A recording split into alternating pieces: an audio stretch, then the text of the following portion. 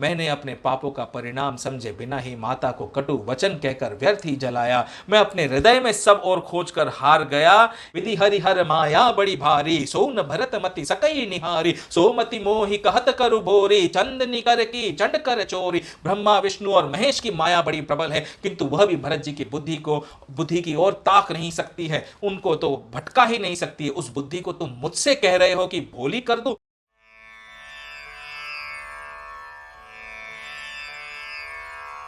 भरत जी चित्रकूट में पहुंचे, सामने सीता माँ को, लक्ष्मण जी को बैठे हुए और रामचंद्र जी को बैठे हुए, वलकल वस्त्र धारण किए बैठे हुए देख कर वे तो वहीं पर धरनी पर गिर पड़े। हरि पितु क्रिया वेद जसी बरनी, भे पुनीत पातक तम तरनी। जासु नाम पावक अगतूला, सुमिरत सकल सुमंगल मूला।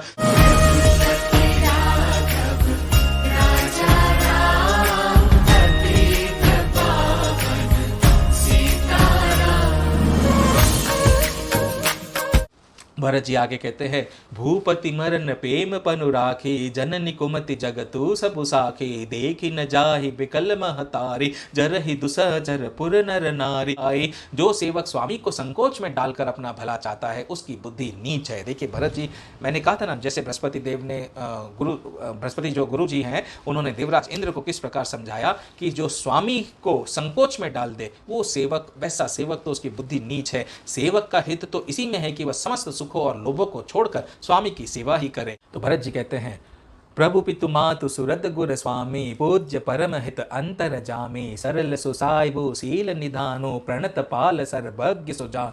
समरत शरणागत हितकारी, गुण गाहकु अवगुण अगहारी। स्वामी गोसाई सरिस गोसाई, मोहि समान मैं साई दोहाई। देखो ये जो ऐसी परिस्थिति होती है ना हृदय की, कि एक क्षण में तो आपको लगेगा कि मुझे ये करना चाहिए और दूसरे क्षण आपको लगेगा कि नहीं मुझे ये करना चाहिए। तो ये जो माया होती है ना, इसका प्रभाव होता है। जैसी लीला है, कैसा, इसे कहते हैं सच्चा त्याग अपने के लिए, अपने परिवार के लिए, अपने भाई के लिए, अपने भ्राता के लिए।